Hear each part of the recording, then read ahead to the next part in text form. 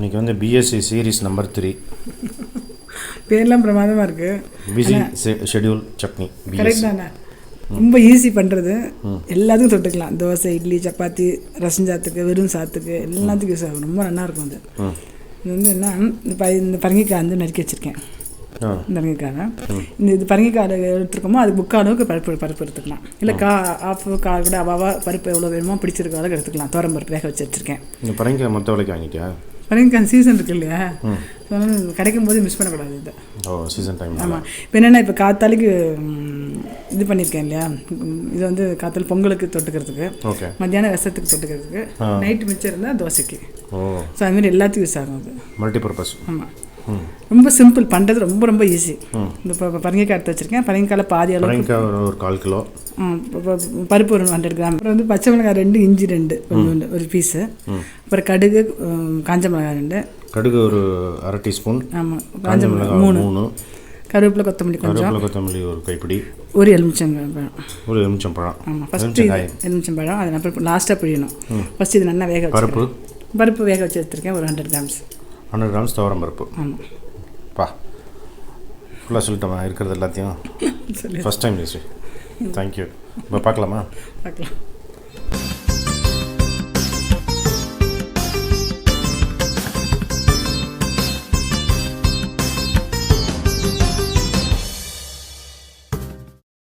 உப்பு போட்டுட்டு கொஞ்சோண்டு மஞ்சள் பொடியும் போடுறேன்.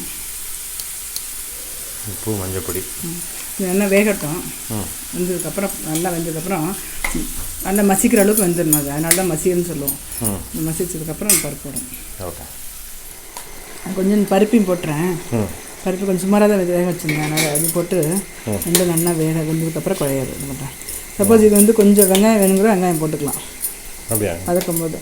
சப்போஸ் பரங்கிக்காய் டேஸ்ட் சில பேர் பிடிக்காது, சாப்பிட மாட்டா குழந்தைகள் அப்படின்னா ஒரு 2 வெங்காயத்தை நிறைய வதக்கி போடலாம்.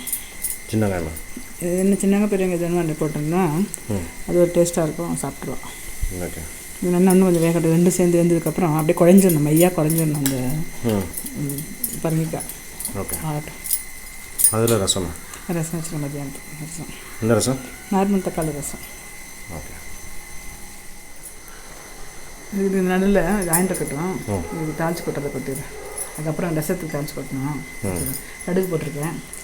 மசியல் கடுகு, 3 காஞ்ச மிளகாய் இது இருக்கு இல்லையா. இன்னும் நல்லா ஒரு 2 கிளாஸ் ஜலம் விட்டோம்னா தோசை கூட கொஞ்சம் தண்ணியாக நல்லாயிருக்கும்.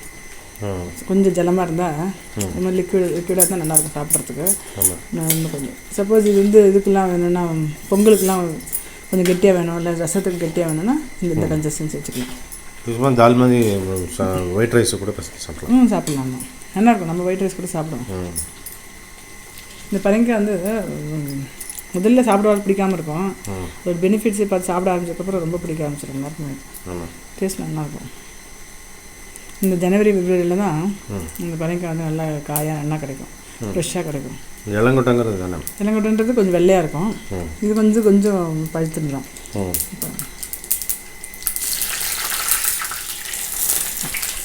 இப்போ நம்ம வந்து கெட்டியாக பண்ணுறோம். அப்படி நான் சொன்னேன் இல்லையா, வேணும்னா இன்னும் கொஞ்சம் ஜலம் விட்டுட்டு நல்லா செமி லிக்விடாகவும் இல்லை லிக்விடாகவும் பண்ணிக்கலாம். இது ஆயிடுத்து போது எல்லாம் ஒன்றா எடுத்துக்கிட்டிங்கன்னா பருப்பு வந்ததும். அப்போ வந்து கொஞ்சம் கெட்டி வேணும்னா அரிசி மாவு சேர்த்துக்கலாம். கெட்டி அரிசி மாவு வேணா இருக்குது. ஏன்னா இது பரங்கிக்காய் நல்லா கெட்டியாகிடும். ஜலம் வேணா விட்டு, இது கெட்டியாக இருக்குது இப்போ. ஆமாம். ஜலம் வேணுன்னா ஜலம் விட்டுக்கலாம். ஓகே. நான் சொல்கிறேன். இப்போ ஆஃப் பண்ணிவிட்டு இந்த இது பண்ண தாளிச்சோம் இல்லையா, அதை கொட்டிடுறேன்.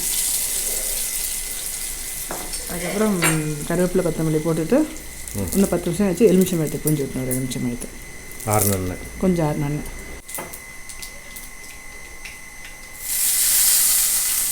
கொஞ்சம் கடை கொடுத்து போட்டுருக்கேன். அதுக்கு ஆயிடுத்து. இந்த எலுமிச்சம் மழை கொஞ்சம் ஆறிடுச்சு இல்லையா, நல்லா ஒரு எலுமிச்சம் மழை புளியலாம். இது எலுமிச்சம் மழை வேண்டாம்னா புளி கூட போட்டுக்கலாம். புளி ஜலத்தை நல்லா ஆனால் காய இது நல்லா கொதிக்க வச்சிடணும். புளி பச்சை வாசனை வரக்கூடாது. எலுமிச்சம்பழம் பெட்டர். ஆயிடுத்து. ரொம்ப சிம்பிளான பரங்கிக்காய் மசியல். மல்டிபர்பஸ். அடுத்து மல்டிபர்பஸ் மசியல் வித் நார்மல் தக்காளி ரசம். Thanks Jayashree, you are awesome. Okay, thank you.